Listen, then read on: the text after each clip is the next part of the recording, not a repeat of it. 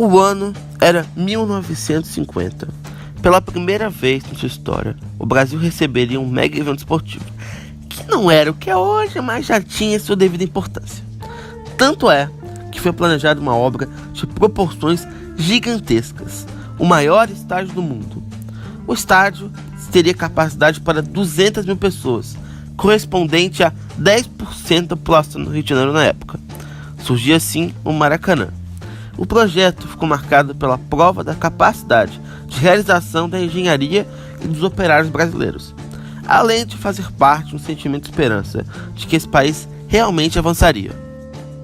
Mesmo com a derrota de 2-1 para a seleção uruguaia, no conhecido Maracanaço, a maior derrota da história do futebol brasileiro até então, a organização desse mega evento iniciou uma época de muitas grandes obras no país, marcado em dois momentos: primeiro durante o governo JK e depois durante o milagre econômico da ditadura militar. Essas obras, é sempre bom ressaltar, tiveram algumas uma utilidade duvidosa, outros o famoso dá para fazer melhor, né? Mas foram feitas, e isso que importa. Algumas dessas obras desse período, somando os dois períodos que temos, foram rodovias, muitas rodovias, a Transamazônica, a Belém-Brasília, nenhuma ferrovia, mas muitas rodovias. A maior hidrelétrica do mundo, Itaipu, usinas nucleares, Angra 1 e Angra 2, e uma cidade do meio do nada, uma chamada Brasília. Essa Brasília, inclusive, que tentaria colocar o Brasil no foco dos mega eventos esportivos novamente, e, consequentemente, na rota das grandes obras de utilidade duvidosa, né? Com a tentativa de sediar os Jogos Olímpicos de 2000, numa ideia do então deputado federal e, coincidentemente, dono de uma das maiores construtoras da cidade, Paulo Otávio, sim, aquele, com apoio do então presidente Collor, sim, aquele. Mas as coisas como a falta de apoio interno, o caos econômico do Brasil, rasuras no projeto enviado para o Comitê Olímpico Internacional, fizeram com que a candidatura do Brasil nem fosse para a votação final. O Brasil só receberia a missão de receber um grande evento esportivo novamente em 2007. Centenas de pessoas que passavam pela plataforma superior da rodoviária na manhã desta terça-feira pararam para assistir ao anúncio da sede da Copa do Mundo em 2014. O clima era de expectativa. Nossa, já pensou? Nós aqui brasileiros lá assistindo um jogo da Copa? Maravilha! Nos telões montados no local, as pessoas podiam ver as imagens transmitidas direto da Suíça, onde a FIFA iria anunciar o país sede do campeonato. Músicos se preparavam para a festa.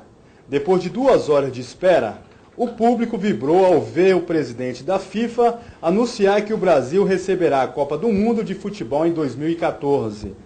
A Copa Mundial da FIFA de Futebol de 2014 ao país.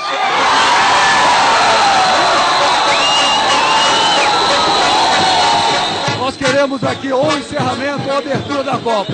Vamos lutar, vamos mostrar que temos as condições e eu tenho certeza que a CBF vai reconhecer o nosso valor. Para mim isso foi melhor do que um prêmio de loteria esportiva. O Brasil merece. O Brasil é o país do futebol. O Brasil, que foi palco da Copa de 50, vai voltar a sediar o Campeonato Mundial depois de 64 anos. E Brasília está sendo cotada para receber o jogo de abertura da Copa do Mundo. A Confederação Brasileira de Futebol, a CBF, só vai anunciar as cidades sedes em dezembro de 2008. Mas, segundo o secretário dos Esportes do Distrito Federal, Aguinaldo de Jesus, Brasília tem condições de competir com outras cidades do país. Há uma perspectiva muito grande que a abertura seja aqui em Brasília. Primeiro, pela capacidade que nós temos de absorver os carros, tem mais de 30 mil vagas de estacionamento. Os hotéis são próximos ao Mané Garrincha. Vamos entrar em reforma a partir do ano que vem para nos preparar para a Copa do Mundo 2014. Como vocês viram, Brasília tentou receber a abertura ou a final da Copa, e se preparou para tal. mesmo não tendo conseguido. Nesse documentário, contaremos como Brasília se preparou para receber e principalmente o que deixou de legado desse grande evento para os moradores da cidade, indo a partir de 3 blocos: a chegada pelo aeroporto, a hospedagem pela cidade e o local de jogos, o estádio Mané Garrincha.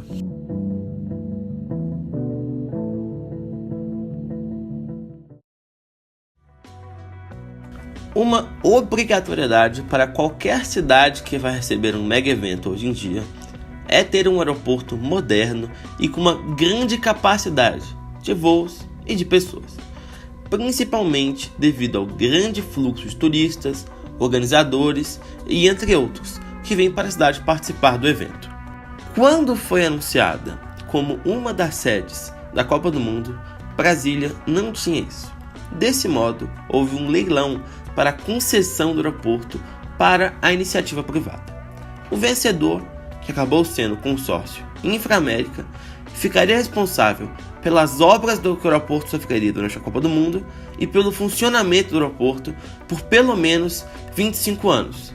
E as obras teriam que estar prontas até maio de 2014. O que a gente prometeu em outubro de 2012 foi cumprido, tá? Isso é uma demanda contratual do nosso contrato de concessão do aeroporto de Brasília.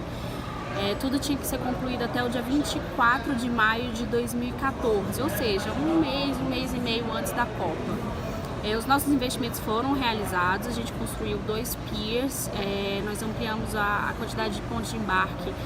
Nós tínhamos na época 13 pontos de embarque, fomos para 29, mas fomos para 70, salvo engano, 70 pontos de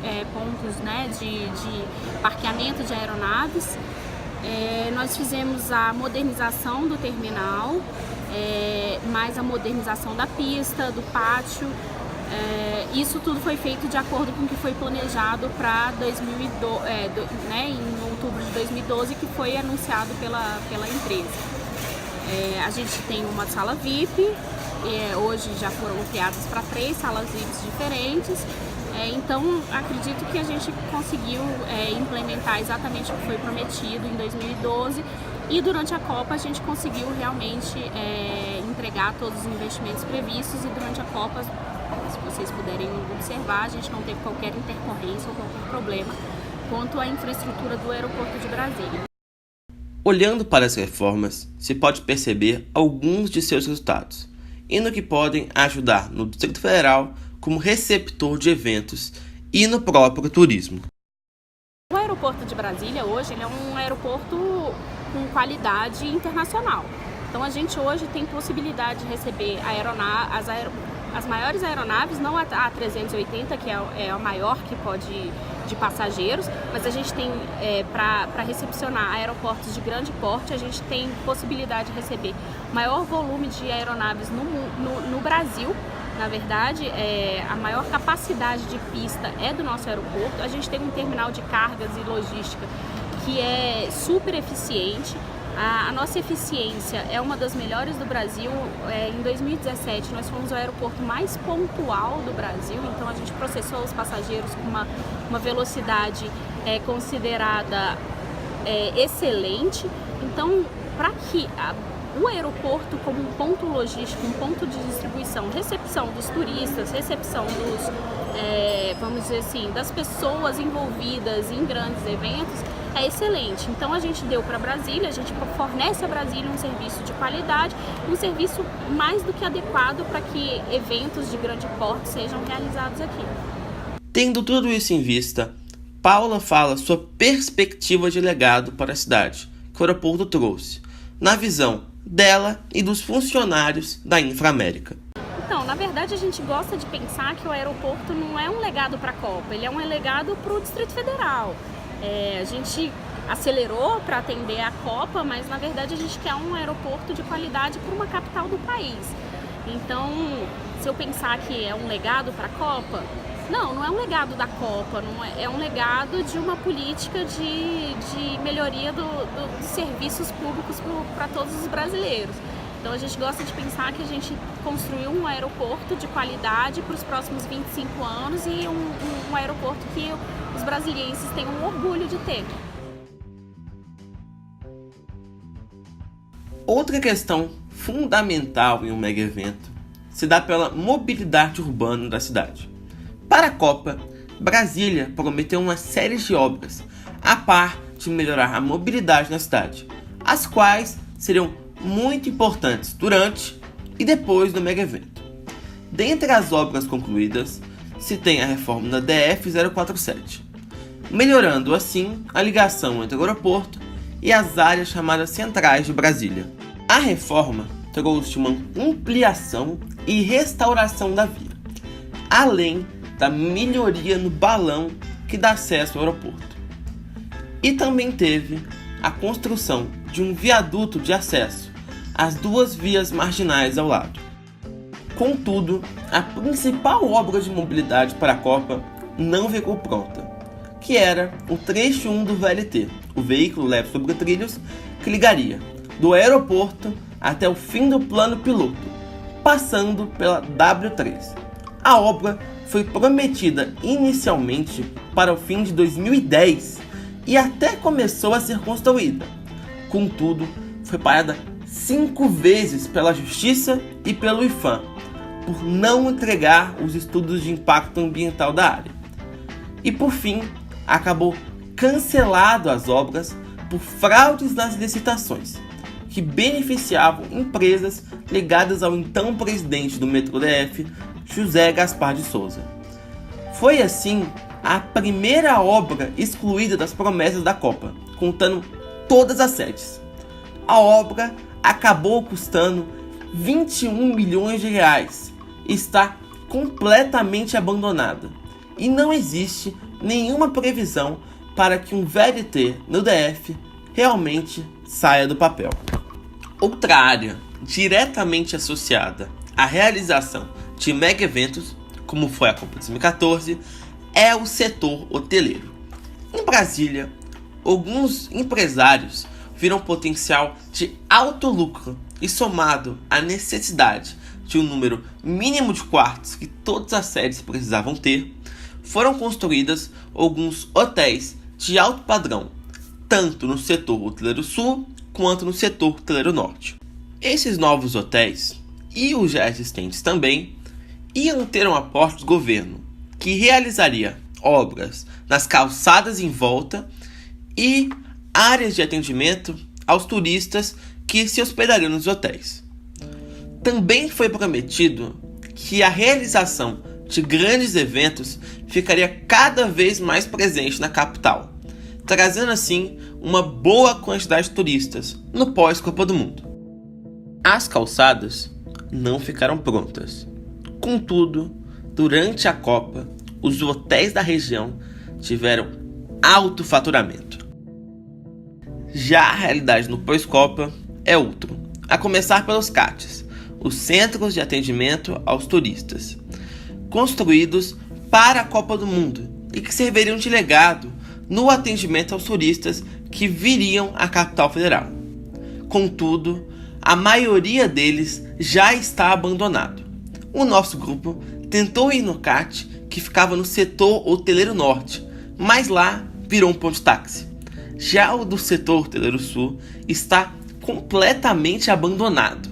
Uma matéria do Correio Brasiliense de 2016 mostrou também uma crise no setor hoteleiro, que sofria com baixas ocupações, e um dos motivos estava justamente no excesso de oferta de quartos, sendo muitos desses novos quartos trazidos pela Copa do Mundo. Já citado acima, era esperado que houvesse um legado na realização de eventos em Brasília. Já estavam confirmados 3 grandes eventos para o pós-Copa: a Olimpíada Universitária, chamada Universiade, que aconteceria em 2019, o Fórum Mundial da Água e a Copa América de 2019, que teria Brasília como uma das sedes. Além disso, estaria inclusa no calendário da MotoGP, a maior categoria em relação à corrida de motos no mundo, e na Fórmula Indy, uma das mais importantes categorias referentes à corrida de carros. Desses daí citados, apenas o Fórum Mundial da Água realmente aconteceu em Brasília. O GDF desistiu da Universiade, que foi para a Itália, foi excluído das sedes da Copa América, que vai ser no Brasil, e o Autódromo Nelson Piquet não foi aprovado para receber nem a corrida na MotoGP, nem a corrida na Fórmula Indy. Contudo, Brasília ainda recebe alguns eventos de grande porte, como a maior feira de motos da América Latina. Além disso, tem grandes centros de convenções, como o Centro de Convenções Ulisses Guimarães, o Brasil 21 e o CICB. Das características do CICB, quando a gente construiu esse centro de convenções, que até no começo criticaram um pouco, porque era um centro muito grande, dimensões muito além do que realmente supostamente precisaria a cidade de Brasília, onde não tem tantos eventos assim, foi a concepção nossa de que a gente traria eventos de fora para a capital. Ou seja, muitos eventos que não aconteciam em Brasília passaram a acontecer em Brasília a partir do centro de convenções do CICB. Eventos que só aconteciam em São Paulo, porque não tinha infraestrutura para acontecer aqui, ou aconteciam no Rio, passaram a ser realizados em Brasília. Então, nós hoje um pouco nos orgulhamos com isso, de que muitos eventos que não aconteciam agora acontecem em Brasília, graças ao nosso espaço, e com isso, logicamente, se beneficia só a infraestrutura de turismo, né? Se beneficiam também a hotelaria, os restaurantes, tudo na cidade. Porque esses eventos, quando são de nível nacional, como o Congresso de Psiquiatria, que aconteceu recentemente, ou o Congresso de Cardiologia também, que aconteceu recentemente, não só trazem pessoas de todo o Brasil para a capital, que se hospedam e ficam aqui durante um período também, consumem aqui com nós, mas também trazem pessoas do nível internacional também. Trazem muitas pessoas também de outros países também que vêm para Brasília e contribuem com esse crescimento do turismo na cidade. O turismo de eventos segundo pesquisas, aí também um dos turismos que mais gera recursos para a área hoteleira, né? A área da hotelaria. Porque o turista de eventos consome bastante também nesse período em que ele se hospeda na cidade onde acontece o evento. Como fala Pablo, usando sua perspectiva de trabalho no CICB, esses grandes eventos trazem uma realidade de expansão ao turismo e de desenvolvimento da cidade. Entramos agora na principal e mais cara obra da Copa do Mundo em Brasília, o Estádio Nacional Mané Garrincha. Com o objetivo de sediar a abertura do Mundial, foi projetado um estádio para 72 mil pessoas, o que hoje é o segundo maior estádio do país, com um custo estimado na época de 500 mil reais. Ficou pronto em 2013, com um custo 3 vezes maior que o estimado, chegando em 1,6 bilhão, o que na época era o terceiro estádio mais caro já construído na história do mundo. No ano de inauguração, acabou recebendo um jogo na Copa das Confederações, Brasil 3, Japão 0, na abertura do evento. No ano seguinte, abrigou 7 jogos do Mundial, o maior número ao lado do estádio da final, o Maracanã. 7 jogos com estádio cheio, recebendo milhares de colombianos, argentinos, franceses, portugueses, além de 2 jogos da seleção brasileira. Um deles, o fatídico jogo depois do 7-1.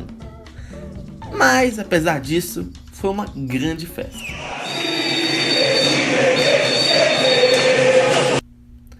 Todavia, tudo que é bom acaba. Dentro de campo, só ele, cuidando da grama no Mané Garrincha. Foram apenas um torneio e 4 jogos neste ano na capital federal. Atlético Mineiro e Fluminense conseguiram a presença de 11 mil torcedores. A capacidade é para 72 mil. As salas espalhadas por esses imensos corredores foram uma exigência da FIFA para dar suporte aos eventos. Como viviam vazias, o governo do Distrito Federal resolveu abrigar algumas secretarias. Aqui, a de Desenvolvimento Social, onde o pessoal, olha, já está trabalhando. Além dos jogos, a arena recebeu alguns shows. Neste ritmo, vai levar 1000 anos para pagar a conta de 1,6 bilhão da obra. Um legado de prejuízo. O estádio construído aqui passa bem longe de ser rentável. Além de ter custos de manutenção gigantescos, O futebol da região não tem nenhum time nem entre as 3 primeiras divisões nacionais, fazendo com que todos os jogos de times da capital tenham um público tão baixo que nem vale mais a pena os times jogarem no estádio. Todos os jogos de maior público são de times de fora do Distrito Federal, como Flamengo, Vasco, Corinthians, entre outros. Mas esses jogos são esporádicos, né? Até porque os times não são daqui do DF, são de outras regiões. Também esporádicos são os shows de grande porte, sendo muito mais comum o uso da parte interna do estádio ou do estacionamento para algumas festas ou pequenos festivais. Além disso tudo, o preço dos ingressos para os jogos de futebol mais relevantes ou shows maiores são muito elevados, afastando boa parte da população que ajudou a pagar por aquele espaço. Fomos às ruas perguntar às pessoas qual o legado que elas veem que a Copa do Mundo trouxe para o dia a dia ou para a vida delas. E em quase todos os casos, o que foi falado foi talvez a obra mais negativa que foi construída aqui no Distrito Federal, que foi o estádio Mané Garrincha. Melhor não vem nada, eles quiseram só mostrar o que não é, mas trouxe muita dívida pra gente arcar. Trouxe um elefante branco, dá uma despesa monumental, sem utilidade nenhuma, no lugar onde nem time de futebol tem. Qual time de futebol que tem aqui? Então não trouxe nada. Acredito que a Copa, não só em Brasília, né, mas acho que em todos os estados que foram construídos estádios, arenas, ela tem uns pontos positivos e uns pontos negativos. Eu acredito que mais negativo do que positivo, né, porque o projeto, ele, para mim, na minha opinião, foi um projeto desequilibrado, né? Resultado disso é que quando nós chegamos nesses estádios, nessas arenas, a gente percebe que a administração não é muito boa, né? Tudo muito velho, tudo muito estragado. A exemplo aqui de Brasília, né? Ao meu ver, as arenas já estão jogadas, né? Já estão jogadas, tanto que já tem projetos de privatização, né? Porque o próprio Estado ele não está conseguindo, né, dar conta. Então, eu não vejo, assim, se fizer um balanço, eu não vejo como um benefício. Um outro exemplo bacana, que é fácil de se perceber no Rio de Janeiro, ou seja, tudo aquilo que foi construído, e aí eu pegando o gancho, você está falando da Copa, eu puxo para as Olimpíadas, que acho que foi o mesmo efeito, tem muita coisa que foi construída em benefício daquele evento, né, deixa daquele evento, mas que hoje realmente estão jogados, eles até tentaram implementar projetos sociais no sentido de utilizar aquilo que foi construído, mas na prática nada está funcionando, então não tem benefício, né? Para então fazer o futebol no estádio desse tamanho, para quê? Para de vez em quando fazer um joguinho do Flamengo? Não tem sentido. Então, desde a Copa que teve no Brasil, nós vimos foi desvio de dinheiro, muita endeusamento de jogador, futebol e pouco futebol. Com essas declarações e com tudo que foi apresentado nesse documentário, uma coisa fica nítida, que é que a Copa não chegou para a maioria da população do Distrito Federal. A realização desse grande evento teve obras, mas se for para olhar de uma forma geral, quase todas as obras projetadas abarcaram apenas o plano piloto. Não só as obras, mas como toda a logística de turismo também. E mesmo assim, boa parte do que foi planejado não ficou pronto ou já está abandonado. A ideia de uma Copa numa área de 3 km já era falada por gestores da realização do evento. Ao contrário de antigas séries de mega-eventos como Olimpíadas e a própria Copa, que usaram esses mega-eventos para melhorar a condição de vida das cidades como um todo, a Copa no DF e toda essa infraestrutura, muitas vezes paga com o dinheiro do contribuinte, não chegou em quase nenhuma RA. Além disso, o preço para se utilizar certos serviços é muito fora da realidade de boa parte dos brasileiros. Uma passagem de avião, por exemplo, é normalmente muito cara, ou seja, muita gente nem conhece o aeroporto de sua cidade. O ingresso para um jogo ou para um show no Mané Garrincha são coisas que a maioria da população não tem acesso. Esse descaso está diretamente ligado ao processo de formação dessa cidade. Só fica em foco aquilo que está no plano, e o resto acaba ficando marginalizado de melhorias do seu dia a dia.